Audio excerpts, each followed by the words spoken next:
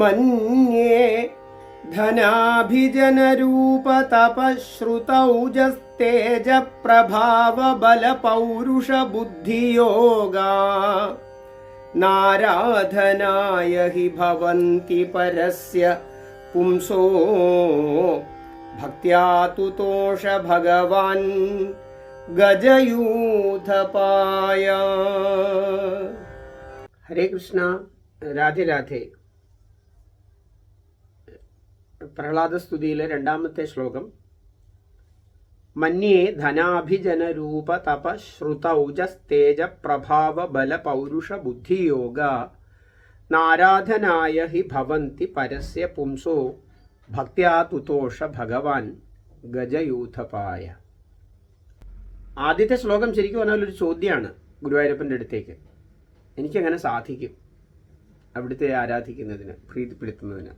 വളരെ കേമന്മാരായിട്ടുള്ള ആളുകൾക്ക് സാധിച്ചിട്ടില്ല എന്നിരിക്കെ എന്നെക്കൊണ്ട് എങ്ങനെ സാധിക്കും? അതിന് ഗുരുവായൂരപ്പൻ തന്നെ അദ്ദേഹത്തിൻ്റെ ഹൃദയത്തിൽ ആ മറുപടി കൊടുത്തു. അതാണ് ഈ രണ്ടാമത്തെ ശ്ലോകം. നമ്മളുടെ ശ്രദ്ധ ഭഗവാനിലായിരിക്കണം. And never analyse yourself also. അതിനും ശ്രമിക്കേണ്ട നമ്മൾ. അപ്പോഴും നമുക്ക് എന്താ സംഭവിക്കുക? ശ്രദ്ധ നമ്മളിലേക്ക് തിരികെയാണ്. അതിൻ്റെ ആവശ്യമില്ല. ഭഗവാൻ പറഞ്ഞിരിക്കണെന്താ? മന്മന ഭവമൽഭക്തോ മദ്യാജി മാം നമസ്കുരു. മന്മനാച്ച ഭഗവാനിൽ മനസ്സ് അർപ്പിക്കുക. നമ്മളുടെ മനസ്സ് ഭഗവാനിലേക്ക് സന്നിവേശിക്കണം.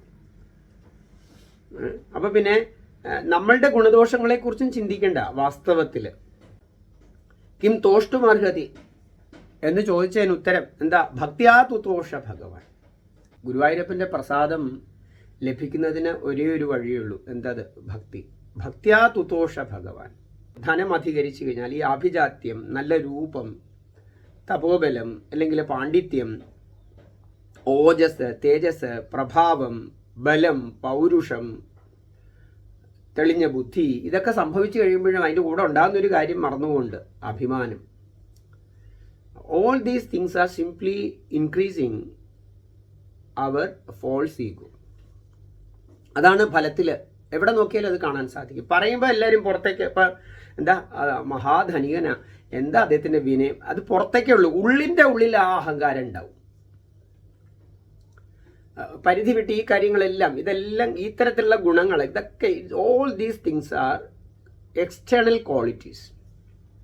ഇതിൽ ഓരോന്നും നമ്മൾക്ക് അഭിമാനം ഉണ്ടാക്കുന്നതാണ്. അഭിമാനം എന്ന് പറയുമ്പോൾ ഞാൻ ഉദ്ദേശിക്കുന്നത് ഇറ്റ് ഈസ് ഫോൾസ് ഈഗോ. അത് ഈ പറഞ്ഞ കാര്യങ്ങളുള്ളവർക്കൊക്കെ അഭിമാനം ഉണ്ടാവും നന്നായിട്ട്.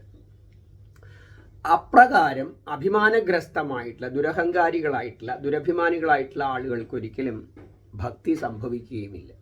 അഭിമാനരഹിതമാകുന്ന സമയത്താണ് യഥാർത്ഥത്തിൽ ഭക്തി സംഭവിക്കുക. എപ്പോഴും അഭിമാനരഹിതമാകുന്നത്? When we are completely devoid of false ego, when we totally surrendered unto the lotus feet of the Supreme Lord. ഭഗവാന്റെ, ശ്രീ ഗുരുവായൂരപ്പൻ്റെ ശ്രീചരണ കമലങ്ങളിൽ നാം നമ്മെ പൂർണ്ണമായി സമർപ്പിക്കുമ്പോഴാണ്, പരിപൂർണമായിട്ട് സമർപ്പിക്കുന്ന സമയത്ത് നമ്മളിൽ നിന്ന് അഭിമാനം ഇല്ലാണ്ടാവും.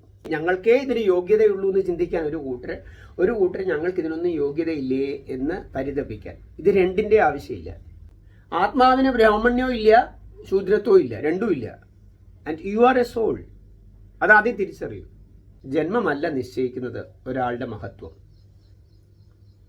ഗുണകർമ്മ വിഭാഗശ കൃത്യമായിട്ട് ഭഗവാൻ പറഞ്ഞിട്ടുണ്ട്. ജന്മം കൊണ്ട് ഭഗവാൻ ചാതുർവർണ്ണത്തെ അംഗീകരിച്ചിട്ടില്ല. അങ്ങനെയല്ല ഭഗവാൻ ചാതുർവർണ്ണ വ്യവസ്ഥ ചെയ്തിട്ടില്ല. ജന്മത്തെ കൊണ്ടിട്ടില്ല. ഗുണകർമ്മ വിഭാഗശ. ഞാൻ ഉന്നത കുലജാതനാണ്. ഇത്തരത്തിലുള്ള അഭിമാനവും കൊണ്ട് ഗുരുവായൂരപ്പൻ്റെ അടുത്തേക്ക് ആരും പോവുകയും വേണ്ട. അതവിടെ വിലപ്പോവുകയില്ല. നിങ്ങൾ വലിയ ആളായിരിക്കും നാട്ടുകാരുടെ മുന്നിൽ. അതുകൊണ്ട് ഗുരുവായൂരപ്പൻ നിങ്ങൾ കേമനാണ് അംഗീകരിക്കുമെന്നൊന്നും ആരും കരുതണ്ട. ഗുരുവായൂരപ്പൻ നിങ്ങളെ കേമനായിട്ട് അംഗീകരിക്കണം എന്നുണ്ടെങ്കിൽ നിങ്ങളുടെ ഈ അഭിമാനം തീരെ ഇല്ലാണ്ടായി ഭക്തിയോട് കൂടിയിട്ട് ഭഗവാനെ ഉപാസിക്കണം. അഭിമാനമുള്ളിടത്തോളം കാലം ഒരുവന്റെ ഹൃദയത്തിൽ ഭക്തി പ്രകാശിക്കില്ല. It is totally impossible to attain the lotus feet of the Supreme Lord with a fully or minutest egoistic nature. നിങ്ങളുടെ ഗുണത്തിൽ നിങ്ങൾ അഹങ്കരിക്കുകയോ നിങ്ങളുടെ ഗുണമില്ലായ്മയിൽ നിങ്ങൾ പരിതപിക്കുകയോ രണ്ടിൻ്റെ ആവശ്യമില്ല. ഇത് രണ്ടും സംഭവിക്കുന്നത് എപ്പോഴാണ്? when we are self-centered and thinking of yourself. Never think of yourself. Think of the supreme load. അതാണ് ഭഗവാൻ പറഞ്ഞ മന്മന. ഭഗവാനിൽ നിങ്ങൾ മനസ്സ് സന്നിവേശിപ്പിച്ച് ഭഗവാനെക്കുറിച്ച് ചിന്തിക്കുന്ന സമയത്ത് നിങ്ങൾക്ക് നിങ്ങളെക്കുറിച്ച് ചിന്തിക്കാൻ അവസരമില്ല. പിന്നെ നിങ്ങളെക്കുറിച്ച് ആര് ചിന്തിക്കും? നിങ്ങളെക്കുറിച്ച് ഗുരുവായൂരപ്പൻ നോക്കിക്കോളൂ. അംബരീഷിന്റെ കാര്യത്തിൽ അതാണ് ഭഗവാൻ അവിടെ ഇടപെട്ടത്. ഭഗവാൻ അത് പറഞ്ഞിട്ടുണ്ട്. അനന്യാസ് ചിന്തയന്തോ മാം യേ ജനാ പര്യുപാസതേ തേഷാം നിത്യാഭിയുക്താനാം യോഗക്ഷേമം വഹാമ്യഹം. ഈ അഭിമാനമുള്ളവരുടെ കാര്യം അവരവരാണ് കൊണ്ട് നടക്കുന്നത്, അവരവരാ ചെയ്യേണ്ടി വരിക. പക്ഷെ അഭിമാനമില്ലാണ്ട് നിരന്തരം ഭഗവത് സ്മരണയോട് കൂടിയിട്ട് ഭഗവാന്റെ കൈങ്കര്യം ചെയ്യുന്ന ആൾക്കാരുടെ എല്ലാ കാര്യവും ആര് നേരിട്ട് നോക്കും? ഗുരുവായൂരപ്പൻ നേരിട്ട് നോക്കും. അനന്യാസ് ചുമ്മാ നോക്കുന്ന കാണുന്നവരുടെ എല്ലാവരുടെയും കാര്യം നോക്കുന്നൊന്നും പറഞ്ഞിട്ടില്ല. അനന്യാസ് ചിന്തയന്തോ മാം യേ ജനാ പര്യുപാസതേ തേഷാം നിത്യാഭിയുക്താനാം യോഗക്ഷേമം വഹാമ്യം. അങ്ങനെയുള്ളവരുടെ യോഗക്ഷേമത്തെ ഞാൻ വഹിക്കാമെന്നാണ് പറഞ്ഞിരിക്കുന്നത്. അപ്പം ആ ഭഗവത് കൈങ്കര്യം വേണ്ട രീതിയിൽ ചെയ്യുന്നതിന്, ഭഗവാനെ വേണ്ട രീതിയിൽ ഭജിക്കുന്നതിന്, ഈ വക കാര്യങ്ങളെ കൊണ്ട് അല്ലെങ്കിൽ ഭഗവാനെ സന്തോഷിപ്പിക്കുന്നതിന്, ഗുരുവായൂരപ്പനെ സന്തോഷിപ്പിക്കുന്നതിന് ഈ വക കാര്യങ്ങളെ കൊണ്ട് സാമർഥ്യം ഇല്ല. താൻ അസുരകുലജാതനാണ് എന്നതുകൊണ്ട് തനിക്ക് ആഭിജാത്യം കുറവാണ് എന്ന് മറ്റുള്ളവർ കരുതിയേക്കാം. പക്ഷേ അതൊന്നും ഭഗവാൻ അത് കണക്കിലെടുക്കണില്ല. ഗുരുവായൂരപ്പൻ ഇതൊന്നും നോക്കുന്നില്ല. നിങ്ങൾ ബ്രാഹ്മണനാണോ ചണ്ടാളനാണോ അല്ലെങ്കിൽ ഇതൊന്നുമല്ല ഭഗവാൻ നോട്ടം. നിങ്ങൾക്ക് ഭക്തിയുണ്ടോ? പറഞ്ഞില്ലേ തമ്പുരാൻ പഠിക്കില്ല. ആ കിട്ടയുടെ വീട്ടിലേക്ക് ഒരു കുട്ട നിറച്ച് പ്രസാദം എടുത്ത് ചെന്ന ആളാ ഗുരുവായൂരപ്പൻ. ആരുടെങ്കിലും കൈ കൊടുത്തു വിട്ടാൽ പോരായിരുന്നു ഗുരുവായൂരപ്പന്. എത്ര പാർഷദന്മാരുണ്ട്. ഗരുഡനുണ്ട്. ഞാൻ കൊടിമരത്തിന് വേണ്ടി ഗരുഡ ഇങ്ങോട്ട് വരും, ഇതുകൊണ്ട് കിട്ടയുടെ വീട്ടിൽ കൊണ്ട് കൊടുക്കുക എന്ന് പറഞ്ഞാൽ പോരെ. താൻ നേരിട്ട് ചെന്നു ഒരു കുട്ട നിറച്ച പ്രസാദം എടുത്തിട്ട്. അതാ ഭഗവാൻ. അവിടുന്ന് പ്രേമസ്വരൂപനാണ്.